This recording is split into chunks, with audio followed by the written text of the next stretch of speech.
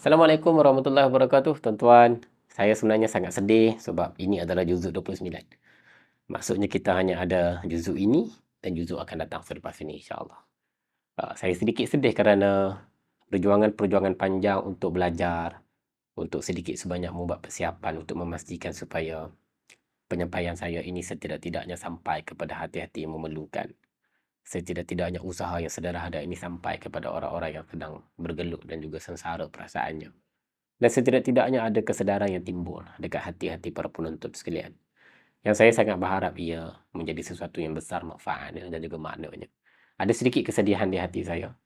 Dan kesedihan itu tak dapat nak diubah dengan mudah. Kerana pada akhirnya, kita akan berakhir dan kita akan bertemu di pengakhiran Al-Quran, insya-Allah.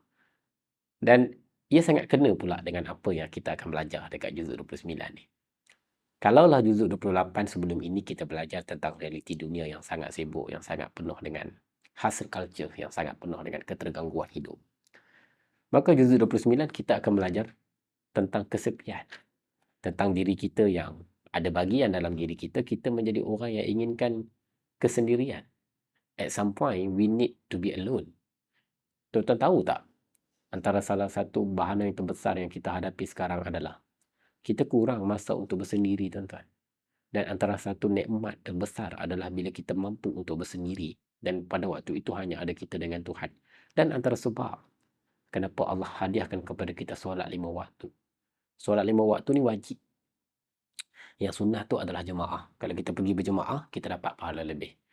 Tapi intipati kewajipan solat itu adalah bila kita solat. Bila kita solat 5 waktu ni tak ada orang lain, tuan-tuan. Hanya kita dan Allah Subhanahu Wa Taala.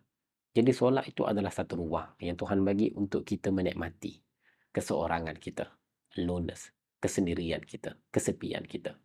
Apakah yang kita perlukan untuk menepani akhir zaman ini? Di dalam dunia yang kecamuk dan juga kelam kabut. Yang kita perlukan hanyalah satu. Memilih, mencari masa untuk kita bersendiri, untuk kita menyepi. Dan untuk kita meluahkan semuanya. Bukan kepada orang, bukan kepada makhluk. Tetapi kepada Khalik. Kepada yang menciptakan kita. Tuhan menciptakan kita dengan fitrah itu, tuan-tuan. Fitrah inginkan sedikit masa untuk kita menyendiri. Tuhan menciptakan kita dengan fitrah inginkan keseorangan. Tuhan menciptakan kita dengan fitrah bernikmati kesepian. Sebab itu saya selalu pesan kepada kawan-kawan. Janganlah membenci kesepian.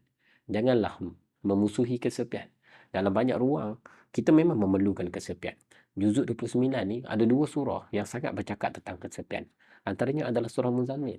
Surah Muzammil ni, tuan-tuan, turun setelah Nabi merasa sangat sunyi daripada wahyu Allah Subhanahu Wa Taala. Nabi merasa sangat sunyi kerana Nabi merindui wahyu itu turun kepada Nabi. Nabi adalah orang yang berpengalaman untuk menerima wahyu, tuan-tuan. Kalau kita yang membaca ini pun kita merasai sangat sendiri, sangat sunyi. Kalau kita tak membaca Quran dalam tempoh beberapa hari, kita ada rasa benda tak enak dalam diri kita. Something wrong kan. Macam tak best, macam tak cukup. Bayangkan Nabi yang setiap hari dan mungkin sekali-sekala ataupun mungkin dalam tempoh Rasulullah menerima wahyu tu, dapat wahyu selalu. Dan kadang-kadang tiba-tiba ada keterhenti sikit wahyu tu. Nabi rindu wahyu tu. Nabi sangat merindui wahyu. Sampai kan Nabi tertanya-tanya di manakah wahyu itu akan muncul. Lalu ada satu sejarah sirah. Nabi ada satu fasa di mana Nabi merasa sangat anxious. Nabi merasa takut dan Nabi berlari pergi naik ke bukit Jabal Rahmah. Kemudian Nabi duduk dekat bukit tu. Nabi terdetik untuk terjun daripada bukit itu untuk membunuh dirinya. Lalu ketika pada Nabi nak terjun tu, Jibril memunculkan dirinya dalam rupa yang sebenar. Lalu Jibril mengatakan bahawa kamu adalah pesuruh Allah. Lalu Nabi merasa sangat takut, tapi dalam masa yang sama membatalkan hasrat itu. Lalu baginda berlari. Diceritakan dalam sirah, baginda berlari di atas padang pasir sampaikan keadaan jubah baginda itu terkena pasir dan menjadikan ada kesan pasir kepada jubah tu dalam keadaan yang sangat takut kerana pertama kali melihat Jibril dalam keadaan rupa parasnya yang sebenar. Kata Nabi, tak nampak langit tu sebab dia terlalu besar. Dan Nabi berlari dan masuk ke rumah dan dia kata kepada isterinya Siti Khadijah, zammiluni selimutkanlah aku. Maka Siti Khadijah pun mengambillah satu selimut dan menyelimuti Nabi. Dan pada waktu itulah turunlah ayat-ayat untuk menenangkan Nabi yang sedang ketakutan. Ya ayyuhal muzammil, qumil laila illa qalila, nisfahu aw nisfahu aw inqus minhu qalila, aw zid alaihi warattilil qur'ana tartila. Inilah ayat-ayat yang turun untuk menenangkan Nabi setelah Nabi ada fasa di mana Nabi kehilangan arah tuju. Allah kata, wahai orang yang beriman, minta maaf, wahai orang yang berselimut, iaitu Nabi Muhammad, kamu bangunlah malam. Walaupun tak ramai orang yang bangun malam ni. Sama ada kamu bangun separuh ke, kamu bangun kurang daripada separuh malam ke, dan kamu tambahkanlah dan bacalah Quran dalam keadaan perlahan-lahan. Lepas tu Allah kata, inna sanulki alaika qawlan saqila. Kami nak bagi sesuatu yang sangat besar kepadamu, iaitu perkataan-perkataan yang berat yang kamu akan berdepan dengan banyak ujian nanti. Jadi kamu kena kuat. Kamu kena kuat bagaimana? Kamu kena bersendiri pada waktu malam. Jadi the idea of this surah adalah untuk mewajibkan Nabi SAW untuk bangun qiyamul lail tiap hari. Untuk apa? Untuk Nabi ada kekuatan rohani. Untuk Nabi ada kekuatan daripada dalaman Nabi untuk mendepani segala cabaran yang Nabi akan depani. Ya, kita akan belajar daripada surah yang sama. Tuhan dah sebut, wa inna sanulqi alaika qawlan saqila.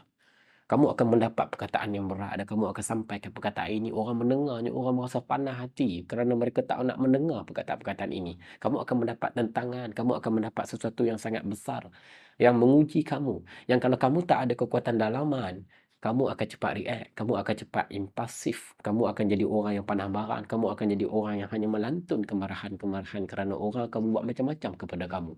Waktu Nabi terima ayat ni, tuan-tuan, Nabi tak tahu yang dia akan dibaling dan juga dihujani dengan najis, dengan batu. Nabi tak tahu yang dia akan dibenci oleh kaum keluarganya sendiri. Nabi tak tahu yang dia akan diusir pun daripada Mekah.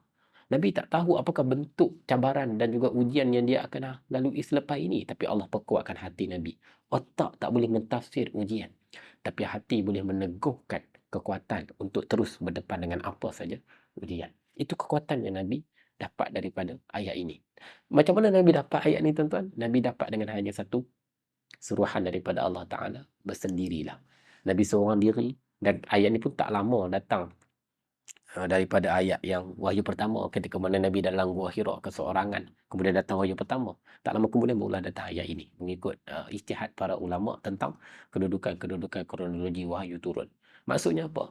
Nabi dapat wahyu pertama pun dalam keadaan Nabi sendiri, dan Nabi dapat kekuatan untuk bangun malam ini pun dalam keadaan Nabi bersendiri, dan Nabi diwajibkan untuk bangun malam untuk melalui apa saja cabaran hidup ketika mana Nabi bersendiri.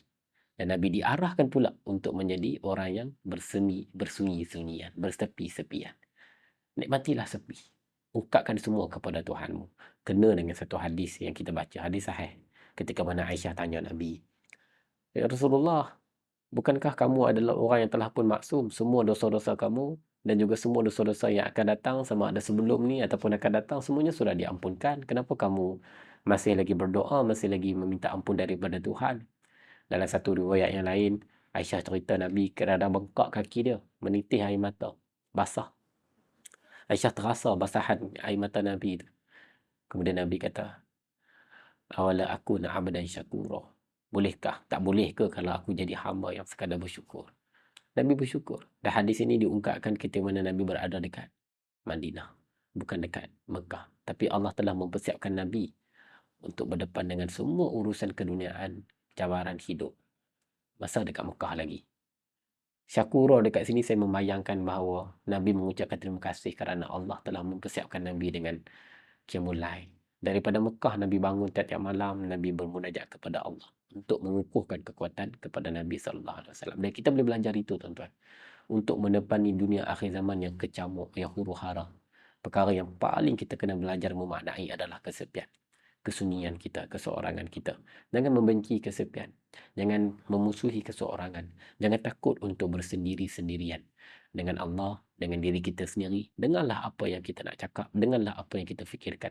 Kadang-kadang ada hal yang tak selesai kerana kita tak memberikan masa untuk mendengar apa yang hati kita sedang bicarakan kepada kita selama ini. Bagilah masa agar kita menjadi orang yang setidak-tidaknya mampu untuk memahami keadaan dan juga mampu untuk menerima diri kita seadanya.